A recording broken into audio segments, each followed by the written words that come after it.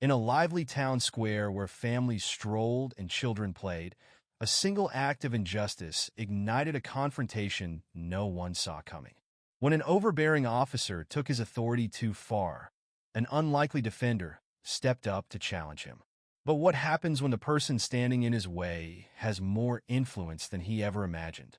Get ready for a tale of bravery, accountability, and the powerful impact of standing up for what's right.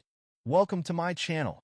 Don't forget to subscribe and drop a comment telling us where you're watching from. Your support helps keep these important stories alive. Near a small outdoor cafe, a group of kids played an energetic game of soccer, their shouts and laughter blending with the music from a nearby street performer. Officer Grayson, known for his rigid demeanor, patrolled the area, his eyes scanning the scene with an ever-present scowl. His uniform was crisp, but his reputation was anything but clean.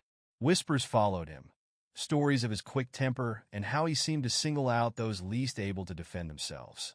Grayson was restless today, eyes darting between people as if searching for a reason to intervene.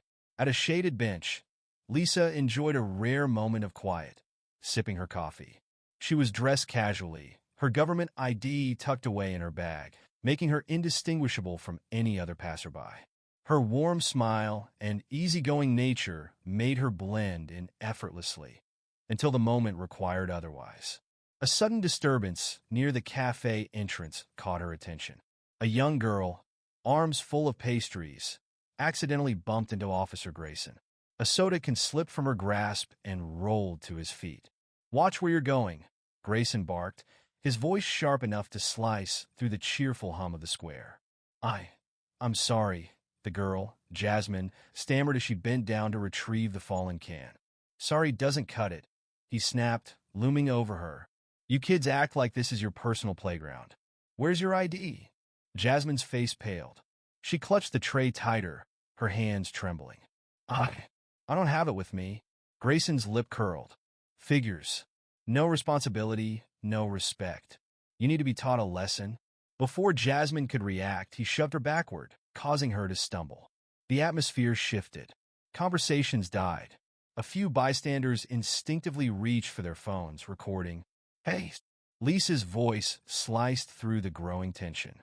She set her coffee aside and stepped forward, calm but firm. "That's enough." Grayson turned sharply, his glare darkening. "This has nothing to do with you." "It does when you're bullying a child," Lisa countered. "Step back," the crowd murmured. Some inched closer, intrigued by the unexpected confrontation. Grayson squared his shoulders, taking a step toward Lisa. "Do you even know who you're talking to?" Lisa didn't flinch. "Do you?" Whispers rippled through the gathering spectators. Grayson's face darkened.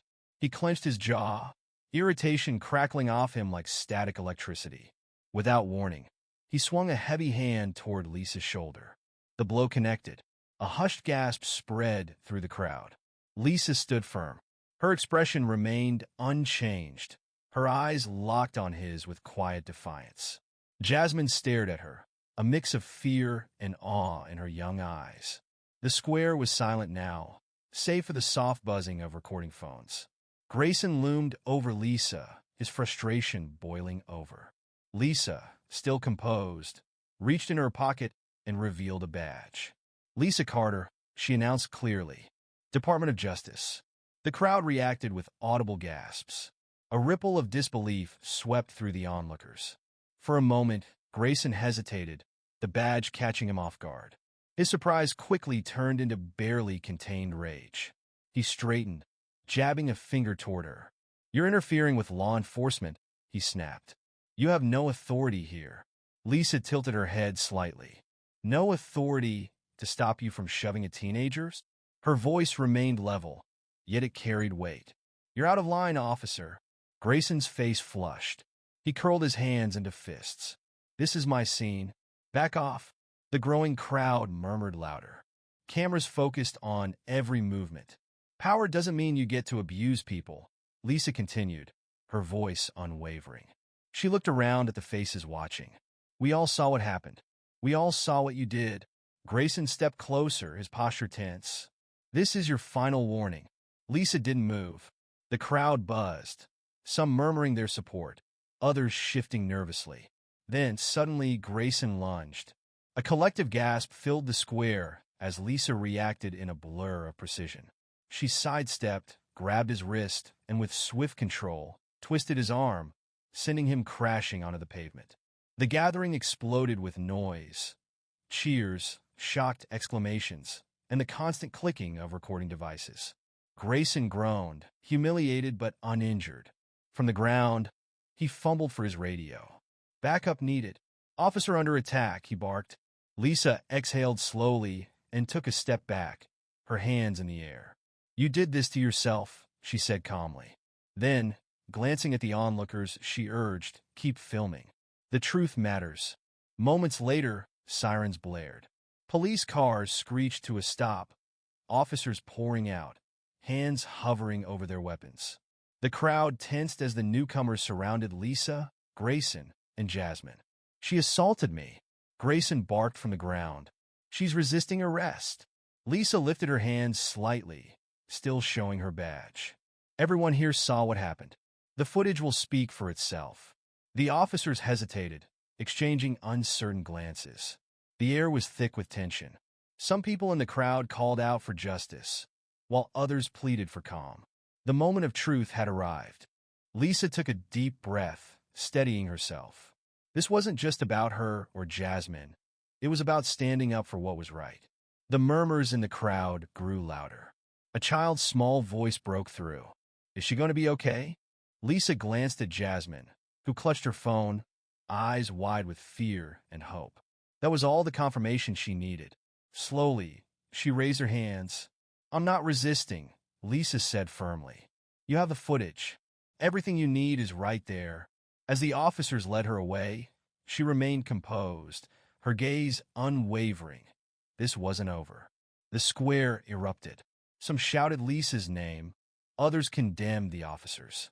Jasmine's hands trembled as she whispered, "Everyone needs to see this." Tension crackled as Grayson dusted himself off, his confidence wavering under the crowd's scrutiny. The other officers shifted uneasily, doubt creeping in. Lisa locked eyes with Jasmine and nodded. Encouraged, Jasmine lifted her phone higher, still recording. Lisa turned to the bystanders. "You all saw what happened. Show the world." The response was instant. Phones went up, broadcasting live. Comments flooded social media. Hashtags trended. "Look at this," someone shouted. "It's already spreading."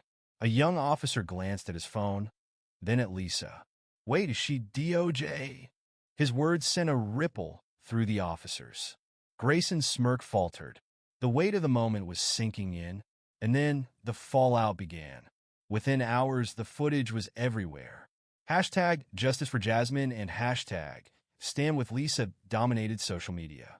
News outlets ran the story. Protests formed. Calls for accountability surged. Lisa Carter's name became a symbol of courage. For Jasmine, the experience was life-changing. Inspired by Lisa, she joined organizations fighting for justice. Her once hesitant voice grew strong.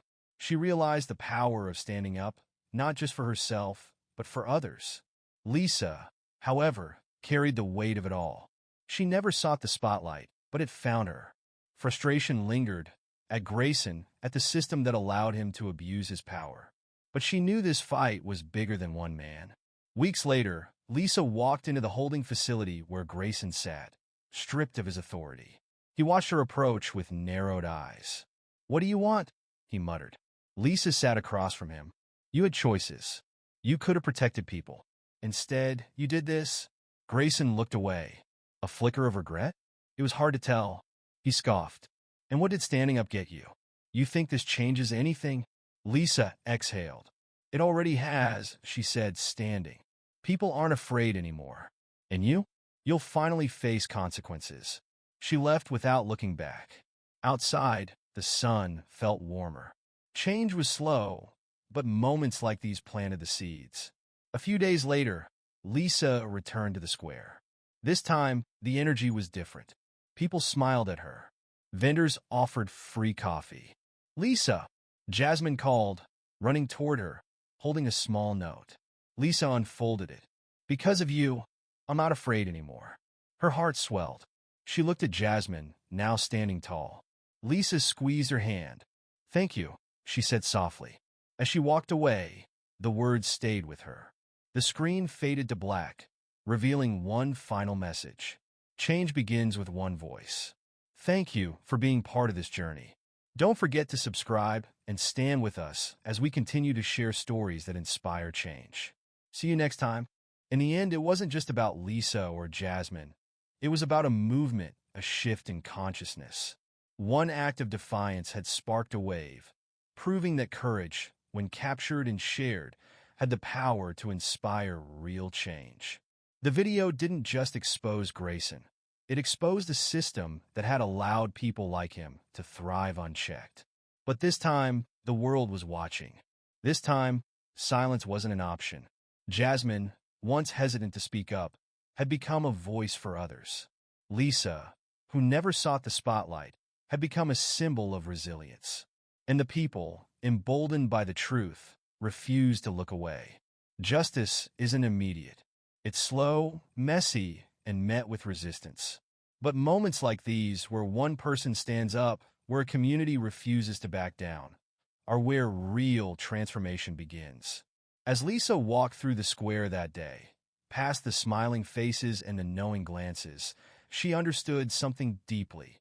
Change doesn't come from waiting for the right moment. It comes from making the moment right. Because when one voice rises, others follow. And together, they become impossible to ignore. This isn't the end. It's only the beginning.